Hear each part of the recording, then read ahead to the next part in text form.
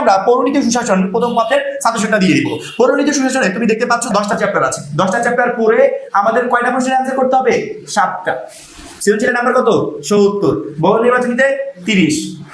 7টা প্রশ্নের অ্যান্সার যেহেতু আমাকে করতে হবে এবং আমার 11টা টোটাল 11টা প্রশ্ন আসবে কয়টা অধ্যায় থেকে? 10টা অধ্যায় থেকে। সেক্ষেত্রে কোনো একটা অধ্যায় থেকে 2টা প্রশ্ন হতে পারে, কোনো 2টা অধ্যায় থেকে 2টা করে প্রশ্ন হতে পারে, কোনো অধ্যায় স্কিপ হতে পারে, আর প্রায়গুলো অধ্যায় থেকে মিনিমাম একটা একটা করে প্রশ্ন তুমি পাবে। সেক্ষেত্রে আমি যদি হিসাব করি, আমি প্রত্যেকটা সাজেশনে বলি যে সামনে যতটুকু সময় আছে এই নতুন যে এডুকেশন সিস্টেমটা চলে আসছে, পরীক্ষার সিস্টেম, এই সিস্টেমের সাথে খাপ খাওয়াতে গেলে সামনের এই সময়টুকু যথেষ্ট না পরীক্ষার জন্য বেস্ট একটা প্রিপারেশন দেওয়া, তারপরে আমাদের নিতে হবে। এখন আমি যদি আমার পুরো সিলেবাস সকল সাবজেক্টে কমপ্লিট করে পরীক্ষার হলে যেতে চাই, সেক্ষেত্রে আমার মনে হয় না যে কোনো চ্যাপ্টারই ভালোভাবে কমপ্লিট করতে পারবো। সেক্ষেত্রে আমাকে কি করতে হবে? প্রথমে আমার যে পুরো সিলেবাসটা আছে এটাকে শর্ট করে নিতে হবে। যখনই শর্ট করতে পারবো তখনই শর্ট টাইমে আমি একটা বেস্ট প্রিপারেশন নিতে পারবো। এবং এই শর্ট করে দেওয়ার কাজটাই আমি করছি।